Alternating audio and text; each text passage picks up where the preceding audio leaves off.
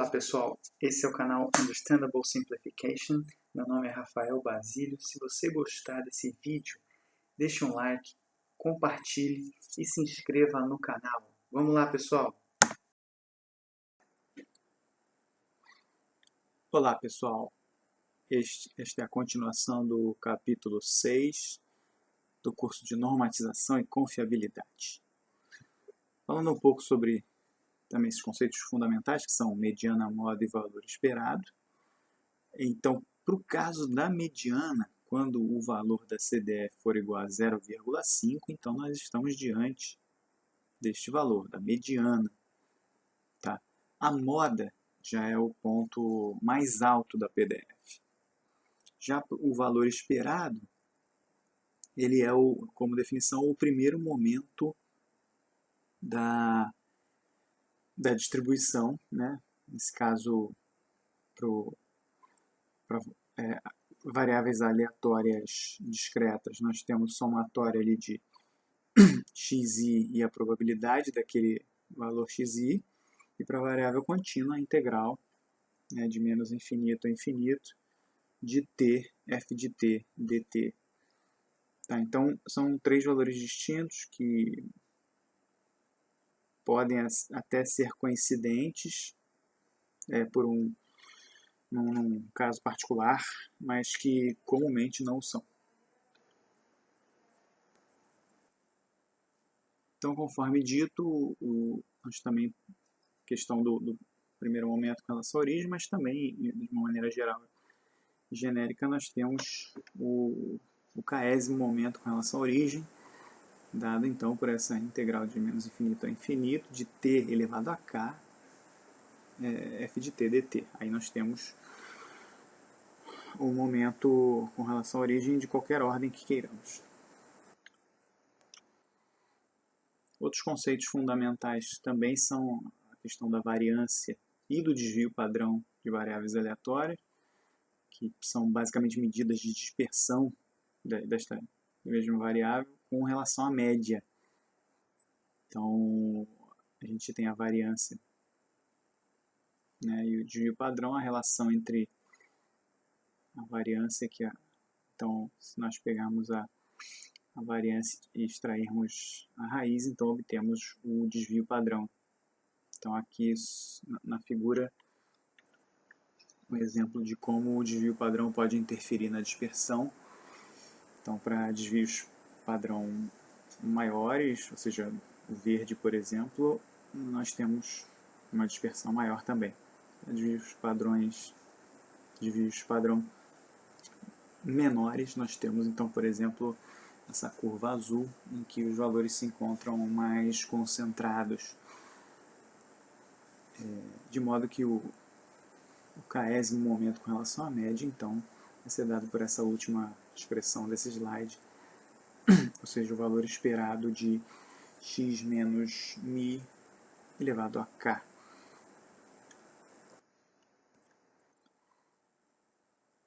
Bom, no caso de distribuições de probabilidade conjuntas, nós também temos a variância de desvio padrão. O valor esperado de uma função real, por exemplo, h, das variáveis aleatórias de 1 até n, então é dado por essa expressão, em que nós temos aí o somatório,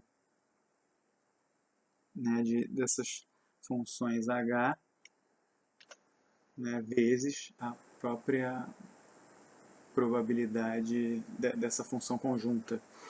Então, nós temos uma função h conjunta vezes, né, a probabilidade a probabilidade conjunta. Então, isso é um somatório. Tá? Então, isso aí faz com que nós consigamos descobrir o valor esperado de uma distribuição conjunta, ou seja, de diversas variáveis aleatórias.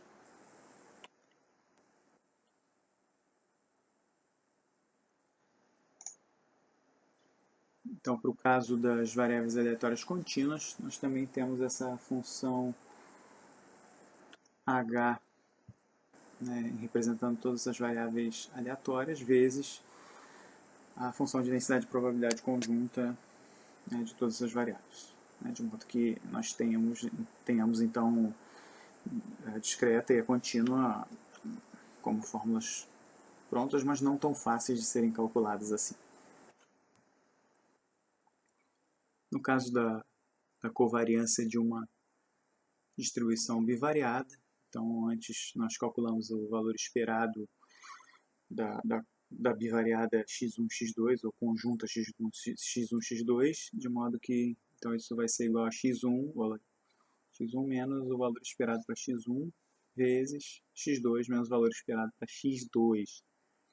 Então, a covariância de x1 e x2, então seria esse valor esperado que nós acabamos de mencionar, menos o valor esperado de cada uma individualmente. Então, o valor esperado da bivariada menos a multiplicação entre os valores esperados de cada uma. Então, nós temos, por exemplo, mostrando aqui na figura, nós temos uma covariância negativa alta, nós temos na figura intermediária, nós temos uma covariância próxima de zero, justamente porque não se estabelece uma relação de dependência forte, e a covariância altamente positiva, que é aquela que a variável x cresce com a variável y positivamente. O coeficiente de correlação também diz respeito à relação entre essas duas variáveis aleatórias, ou até três, vai depender ou n, como queiram, mas basicamente intensidade e sentido são trazidas como informações. De modo que a covariância é dividida pela raiz quadrada da multiplicação das variâncias. Então nós temos aí o coeficiente de correlação ρ, em que também temos lá uma relação similar ao que vimos na covariância, de maneira que nós temos uma correlação forte negativa na primeira figura, da esquerda para a direita. Na figura intermediária nós temos uma baixa correlação, e na figura 3, da esquerda para a direita, nós temos uma forte correlação positiva, visto que a variável x, conforme a variável x cresce, a variável y também cresce. A estimativa de ponto de intervalo, então, provê um número obtido de um conjunto de dados que representa o parâmetro da função de distribuição, sem informação sobre a acuracidade. Então, já a estimativa de intervalo é expressa em termos de intervalo de confiança, é a mais usual, inclui o valor real do parâmetro com uma probabilidade de confiança de que ele está exatamente enquadrado ou inserido naquele intervalo, contido naquele intervalo. Para estimar por exemplo, uma distribuição uniparamétrica em função de θ, e x é a variável aleatória propriamente, então, por exemplo, numa amostra aleatória, então t x1 até xn, uma função de única variável aleatória. Essa função também é uma variável aleatória, ou seja, uma função de uma única variável aleatória, então tendo um parâmetro multiplicativo, ou de divisão, ou de soma, ou de subtração, a gente também vai ter essa expressão matemática como sendo uma também variável aleatória.